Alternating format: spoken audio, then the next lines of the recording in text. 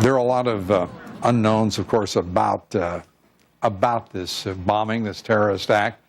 But less than 24 hours after those two bombs exploded, three current and former congressmen embarrassed themselves in a display of petty partisan politics. And we want to introduce them to you here tonight. One of them is House Minority Whip Steny Hoyer, who, during his weekly pen and pad briefing, as it's called, argued that the Boston Marathon terrorist act is, quote, proof that the sequester cuts should be ended. Hoyer, obviously unaware that the Pentagon has furloughed exactly 0 civilian workers. Absolutely 0. And defense officials may drop the furloughs entirely, and Homeland Security hasn't furloughed anyone, and it has not cut overtime. So the exact impact is 0. The Washington Post, by the way, gives away Pinocchios for lying. Tonight, we're giving dunce caps away, and we will continue to do this for those elected officials who make egregiously silly statements. We think our elected officials should be so honored and noted.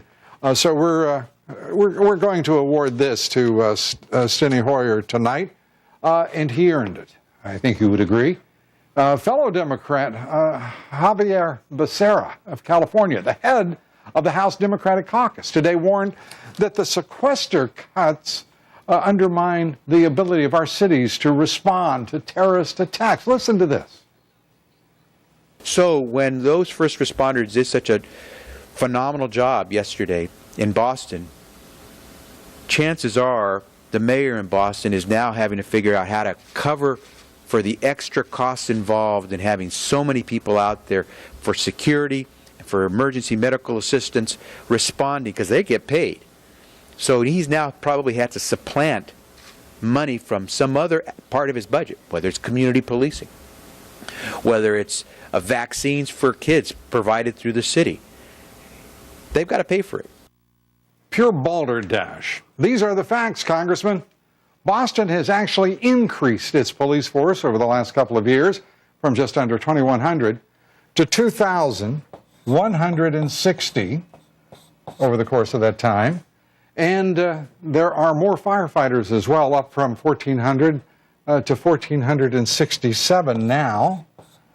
So this is quite remarkable. And Boston hasn't cut its EMTs or paramedics either.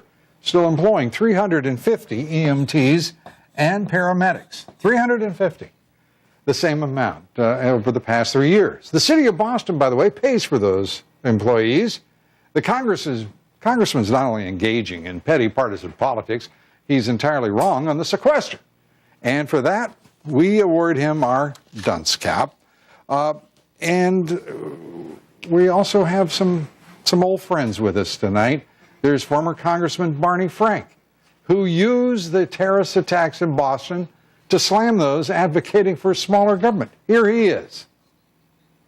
In this terrible situation, let's be very grateful that we had a well-funded, functioning government. I never was, as a member of Congress, one of the cheerleaders for less government, lower taxes.